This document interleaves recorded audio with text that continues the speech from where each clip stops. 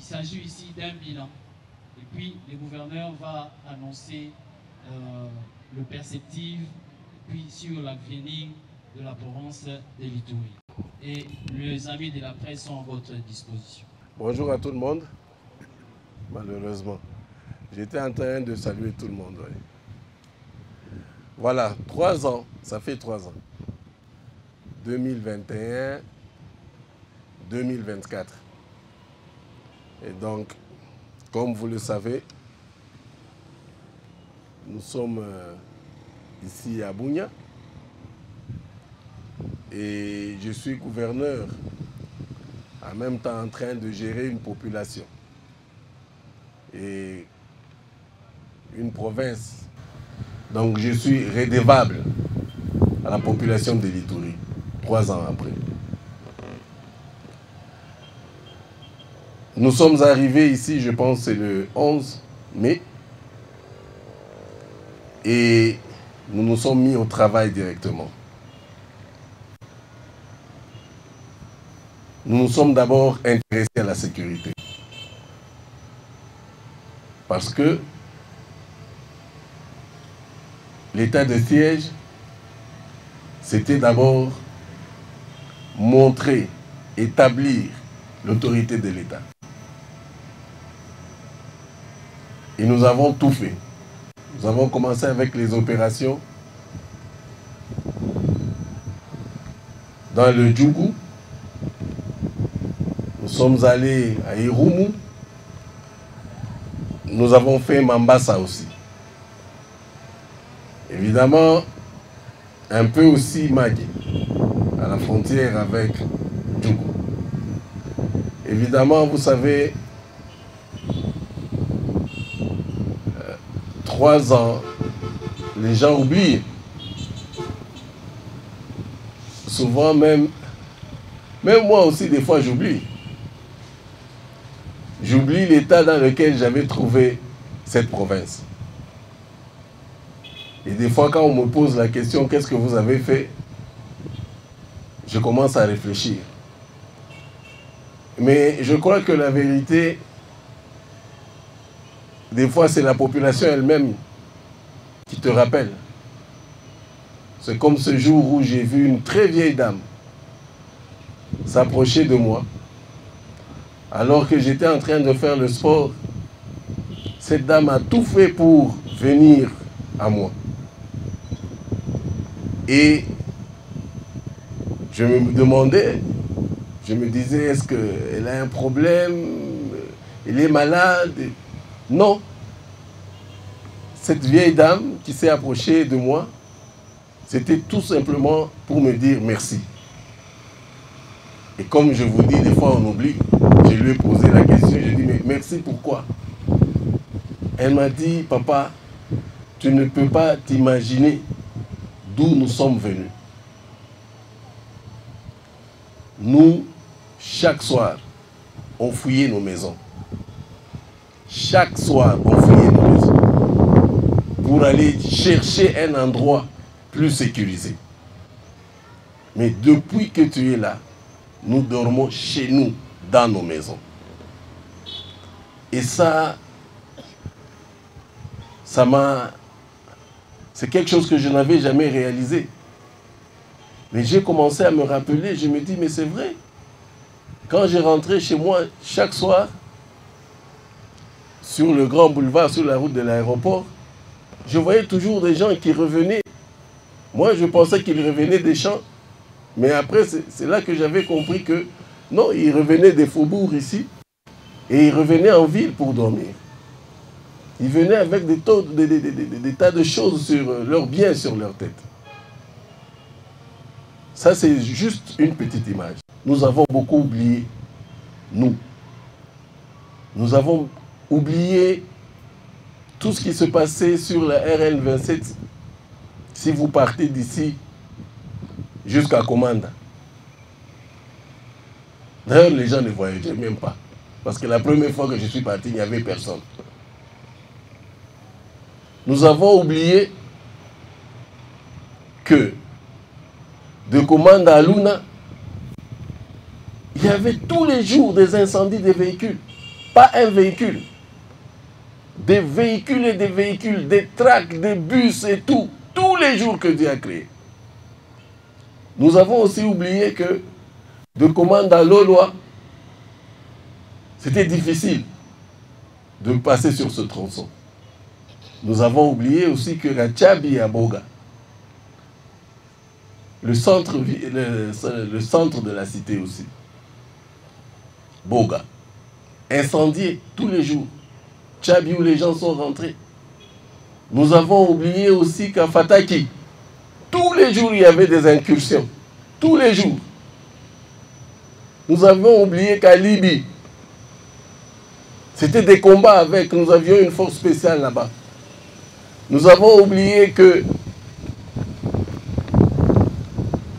entre Ngoté et Djalasiga, il n'y avait personne, il n'y avait pas de population. Je suis arrivé à Katanga, j'ai trouvé comme de la même façon que j'ai été à Nyakoundé la première fois.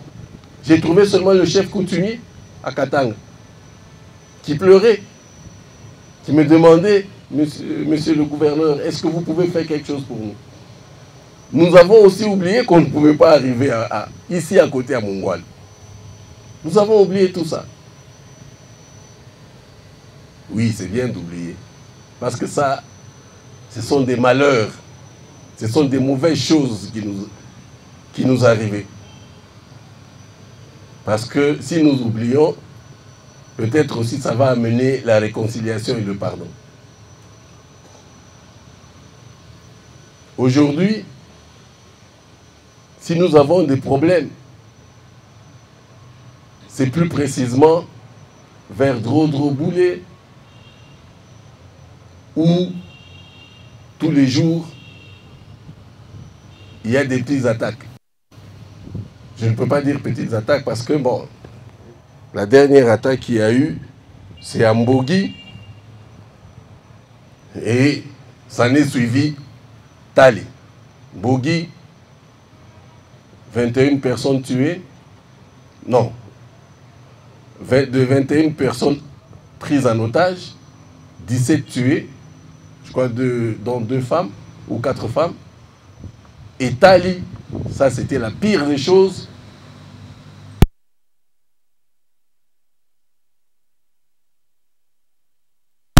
Non, enterré, vivant.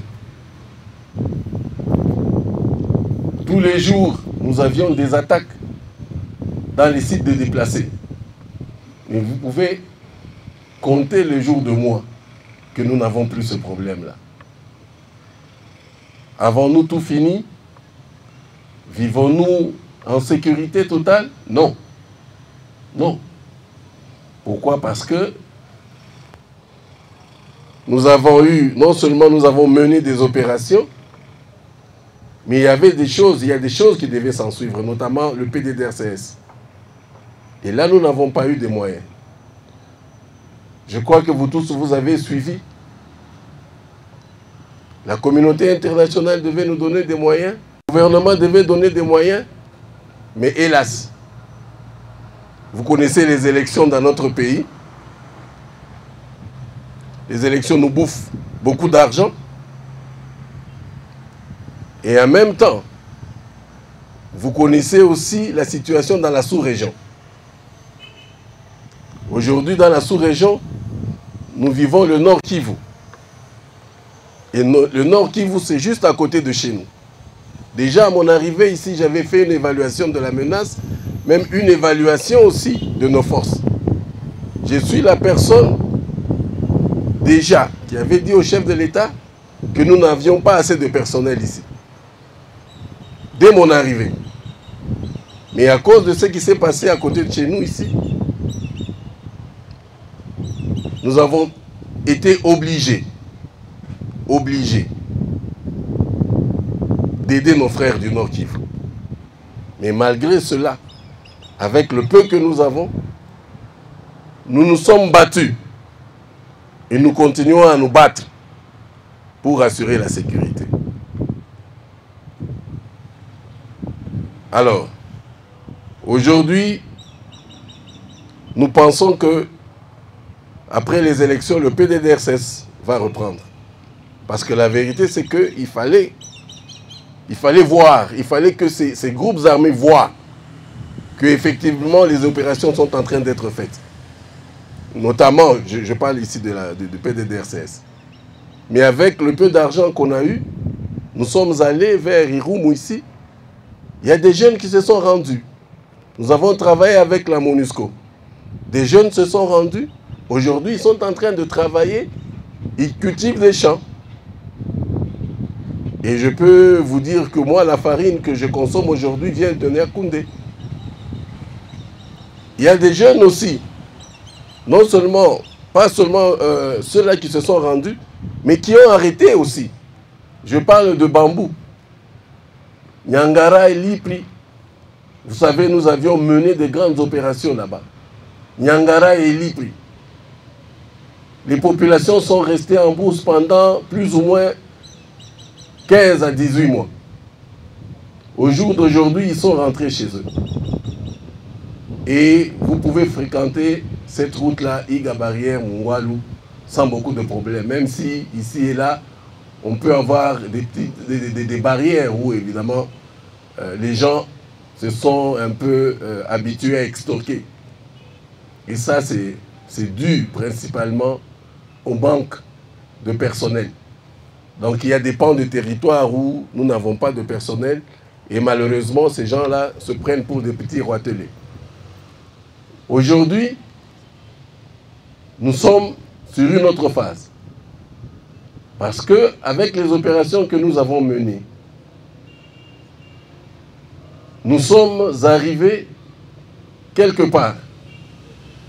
Parce que nous avons fait d'abord l'approche militaire et puis l'approche non militaire. Ces deux approches nous ont amenés à créer la confiance avec la population. Aujourd'hui, les Itouriens, c'est vrai, ils ne sont pas contents à 100%, mais au moins, ils se disent, si ce gouverneur avait plus de moyens, il aurait fait plus. Et donc, avec cette confiance,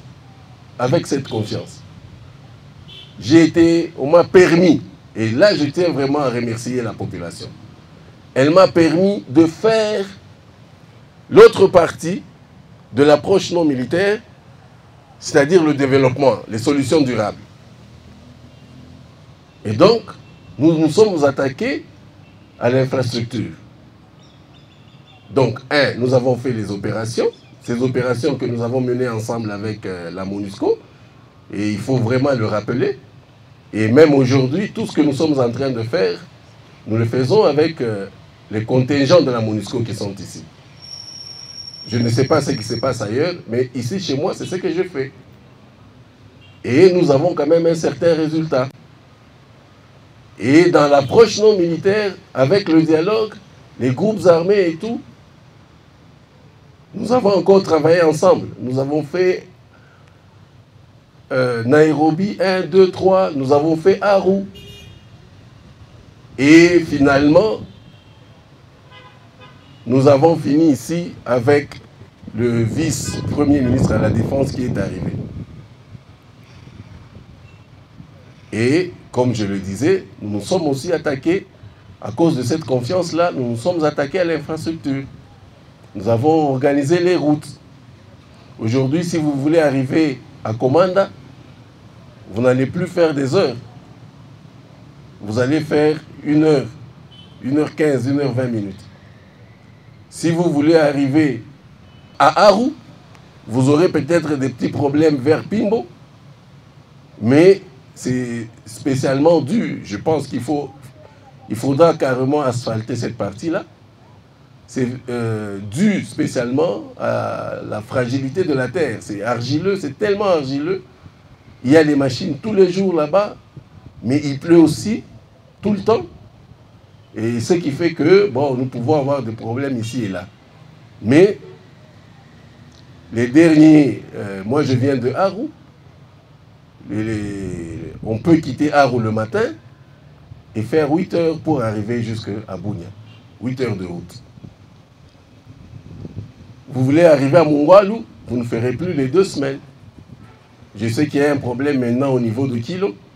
nous allons essayer aussi, nous avons envoyé aussi, n'est-ce pas, une entreprise pour organiser cette partie-là. Donc, voilà un peu ce que nous avons fait. Donc, sur le plan sécuritaire, nous avons travaillé. Sur le plan de l'approche non militaire, c'est-à-dire les solutions durables, nous avons d'abord, nous avons commencé avec les dialogues et autres, mais aujourd'hui, les gens sont retournés chez eux et avec le peu de moyens que nous avons, avec les agences des Nations Unies aussi que je tiens à féliciter, parce que quand ce que nous avons fait à Niakoundé, c'est ça la solution durable, où les gens restent chez eux, où nous avons donné un peu de moyens, ils sont en train de faire les champs. Et c'est là où nous sommes engagés aujourd'hui. Parce que les populations ne peuvent pas rester dans les sites indéfiniment. Ce n'est pas possible. Ici, à ISP, Kingoze, je crois que le HCR est en train de faire un grand travail aussi. Il donne des moyens pour que les déplacés se réintègrent dans la société en construisant des maisons et ainsi de suite. Et donc voilà où est-ce que nous sommes aujourd'hui. Nous sommes en train de quitter l'humanitaire. Si on quitte l'humanitaire vers la solution durable ou les solutions durables, c'est tout simplement parce que, après une évaluation, on a vu que les gens peuvent quitter les sites. Les gens peuvent rentrer chez eux, pas partout. Les endroits qui sont sécurisés aujourd'hui, où les gens peuvent rentrer. Et donc, je tiens vraiment à féliciter et à remercier et les agences onusiennes, et la MONUSCO, et les populations aussi, qui nous ont donné cette confiance-là. Aussi, je tiens aussi à vous féliciter, vous les journalistes qui êtes présents. Vous n'avez pas toujours eu des beaux mots pour moi, mais je crois que c'est ce qui m'a aussi encouragé. Il ne faut pas croire que moi j'attends que je ne suis pas Jésus pour que vous commencez à me luer. Non. Vous pouvez dire tout ce que vous voulez. J'ai entendu, j'ai suivi, je le disais, des questions tendancieuses. Il n'y a pas de questions tendancieuses ici. Posez-moi toutes les questions pour autant que vous me respectiez. Vous savez que je suis d'abord je suis commandant militaire, je suis lieutenant général. Si un peuple ne respecte pas son armée, je crois que c'est ça la ruine. Vous ne verrez jamais dans aucun pays du monde, où les populations ne respectent pas leur armée. Donc ça, c'est vrai que je suis gouverneur, c'est vrai qu'on peut se permettre certaines familiarités, mais n'oubliez pas, je représente l'armée. Des fois, les gens exagèrent. Moi, j'ai toujours dit, j'aime être franc. On peut tout dire, mais il y a deux choses que l'on ne peut pas s'attaquer comme ça. C'est l'armée et l'église. Les deux choses là-bas. Nous aussi, en tant que représentants de l'armée et de l'église, nous ne pouvons pas nous comporter n'importe comment. Donc parce que nous sommes des modèles. Vous ne pouvez pas avoir un pays sans armée. Et vous ne pouvez pas avoir un pays sans église. En fait, ça c'est ma foi. Donc, si nous avons ce respect-là, je pense il en va de notre intérêt. Je pense qu'on peut bien parler. Donc, vous n'avez pas à éluder des questions. Non, non, non, non, non, non. Dans le respect, posez-moi les questions que vous voulez. Et dans l'approche non militaire, parce que je parlais du dialogue, vous savez que le VPM était ici, le vice-premier ministre de la Défense. Et donc, nous attendons le chef de l'État qui va arriver incessamment pour sceller cette réconciliation-là. Je voudrais, vous savez, je voudrais beaucoup insister sur la réconciliation et sur le pardon. Nous ne pouvons pas, en tant qu'État, nous ne pouvons pas tout faire. S'il vous plaît, chers frères, on ne peut pas tout faire. Vous êtes avec votre voisin, c'est chez lui que vous irez. Moi, en tant que gouverneur, je ne serai pas tous les soirs pour savoir si vous, avec votre voisin, votre fils n'a pas giflé le fils du voisin, ainsi de suite. Donc il y a des petites choses que nous, en tant que Congolais, particulièrement en tant qu'Itouriens, il y a des choses que nous devons faire. La dernière fois, j'étais avec deux grands chefs coutumiers ici, des deux grandes communautés qui ont des problèmes. J'étais un peu étonné. Pourquoi? Parce que l'un a dit, je vous donne juste un peu la petite information, ils disent, ah mais nous, vous avez pris nos territoires. Alors, il a commencé à dérouler tout un nombre de territoires là-bas, enfin des territoires ou des groupements, je ne sais pas moi, que lui pensait que les autres avaient pris. L'autre aussi a dit, ah mais comment? Vous voyez seulement ce que nous on vous a pris, mais vous aussi voyez ce que vous nous avez pris. Et quand on compare le nombre, c'est presque le même chiffre. Ceux-là ont pris 10, les autres ont pris peut-être 10 aussi. Est-ce qu'il est interdit? Est-ce qu'il est interdit? Si moi je suis éleveur, je trouve que de l'autre côté il y a du bon pâturage, est-ce qu'il m'est interdit vraiment d'aller là-bas pour faire paître mes bêtes? Vraiment? Est-ce qu'on va me condamner pour ça? Si je suis agriculteur, est-ce qu'il est interdit parce que je vois là-bas il y a une bonne terre, je peux aller faire la culture là-bas? Est-ce qu'il m'est interdit? Alors, en passant à Aru, j'ai beaucoup aussi apprécié un chef coutumier parce qu'on parlait toute cette histoire de Angal 1, Angal 2, toujours la délimitation des territoires et ainsi de suite. Alors un chef s'est mis debout et je crois que c'est ce qui résume ça donne un peu le résumé de la problématique ici. Ah non, voilà, il faut nous envoyer l'Institut géographique parce qu'il faut la délimitation, ainsi de suite. Et le monsieur s'est mis debout, il m'a dit, Excellence, tous ces gens ici sont en train de vous fatiguer pour rien. Il y a délimitation, j'ai beaucoup aimé ce mot-là. Qui ne sait pas où se termine son territoire? Qui? Qui ne sait pas où se termine ses terres? Qui? On le sait. Mais si vous avez besoin d'avoir de la terre, n'est-ce pas, à côté, parce que vous pensez que chez vous, vous ne pouvez pas faire vos activités, allez demander. Allez demander. Moi, je viens de Kinshasa. Moi, j'aime l'Ituri. Mes enfants sont venus de l'Europe. Ils sont arrivés ici. Ils m'ont dit, papa, on aime l'Ituri et on veut rester ici. Moi, je ne me suis pas comporté en gangster où j'ai dit, bon, voilà, je suis gouverneur.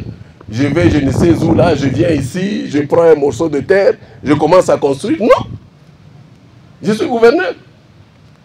Non. Je suis allé voir un ami à moi qui avait un grand terrain là-bas. Je lui ai posé le problème, j'ai dit, mon cher, j'aime beaucoup ton terrain ici, est-ce que tu peux juste me couper un petit morceau là-bas, comme ça je vais construire? Il a refusé, il a refusé, il a refusé, et moi j'ai usé de mon éloquence et de mon charme pour que j'ai la partie que je voulais. Et le monsieur m'a cédé cette partie-là et j'ai construit pour mes enfants. Il ne viendra pas le lendemain pour me dire, ah, mon général, non, non, j'ai construit, j'ai payé le terrain. Je suis allé au cadastre ici, titre foncier, j'ai tout régularisé et j'ai construit. Donc il n'est pas interdit à quelqu'un, un Lendou d'aller chez un Emma d'aller chez un Mbira, chez un Mbira d'aller chez un Ngiti. Non, ce n'est pas interdit. Demandez, remplissez, faites la procédure et c'est tout. Mais pour que cela soit évident, il faut le pardon, il faut la réconciliation, s'il vous plaît. Un des piliers du PDDRCS, c'est la justice transitionnelle. C'est la justice transitionnelle. C'est-à-dire quoi? On va tous vous mettre ensemble. Les gens vont dire, ah, voilà ce que moi j'avais fait, je le regrette. Ah oui, moi aussi je vous pardonne. Vous aviez tué mes parents, je vous pardonne. Ah, voilà ce que j'avais fait. Et vous allez vous parler entre vous parce que on ne peut pas punir tous les Itouriens ou une grande partie des Itouriens. Non, c'est impossible. C'est impossible. C'est de ça qu'il s'agit. C'est-à-dire, nous, l'État, nous allons faire un travail, Mais vous aussi, les populations, ou la population itourienne, vous avez aussi un travail à faire, notamment celui de réconciliation et de pardon. Et je le répète, et je ne cesserai de le répéter, personne ne peut faire partie d'une communauté d'ici. Et aucune communauté ne va gagner l'autre. Et c'est là pour moi l'occasion de vous dire, même si vous allez appeler je ne sais qui, vous allez appeler je ne sais pas, vous pensez des alliés qui viennent je ne sais d'où, jamais, ça ne se fera jamais. Vous n'allez jamais faire partie d'une communauté d'ici.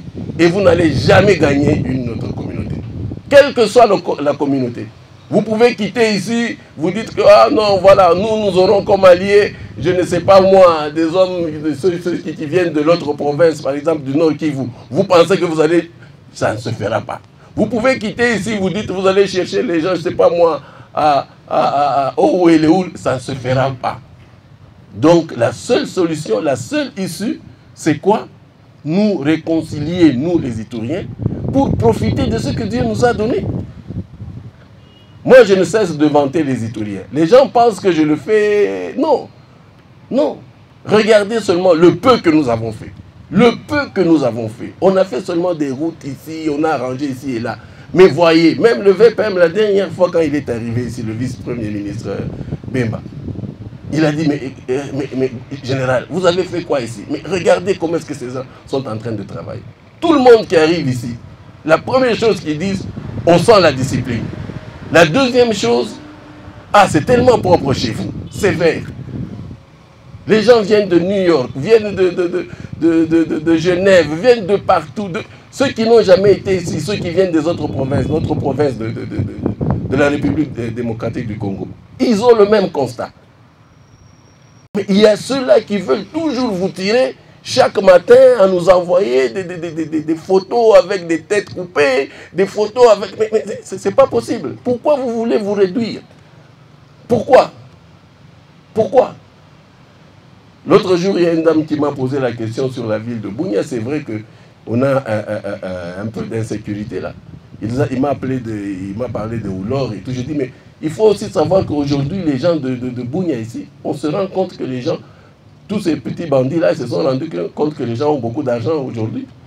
Et souvent, d'ailleurs, ce sont des règlements de compte. À Mouzipé, là-bas, les gens qu'on a attaqués, c'est souvent des gens qui venaient de Higa Barrière. Leurs amis savaient qu'ils transportaient de l'argent. Et on en a arrêté, et vous le savez. Même à Mambasa, on vient d'arrêter encore, à Mambasa, on vient encore d'arrêter le petit frère de Endocide, ceux qui attaquent les mines, là. Ils viennent de la Tchopo. Il y en a d'autres qui viennent. Hier, nous vous avons présenté d'autres qui viennent du Nord Kivu avec des armes, disant qu'ils veulent protéger leurs champs. Voilà un peu, en résumé, ce que je peux vous dire. Nous n'avons pas tout fait, mais nous allons encore, nous pensons que nous aurons, après ces élections, après toutes les grosses dépenses qu'on a faites, nous pensons que nous allons encore avoir davantage d'appui et les Itouriens pourront vraiment profiter de cet appui-là. Que ce soit sur le plan du personnel militaire, que ce soit sur le plan des moyens, parce que, comme vous le savez, les nationales et autres, ça, bon, c'est vrai que je suis en train de prendre ça en charge, mais ce n'est pas de ma compétence. Merci beaucoup, et si vous avez des questions, vous pouvez y aller.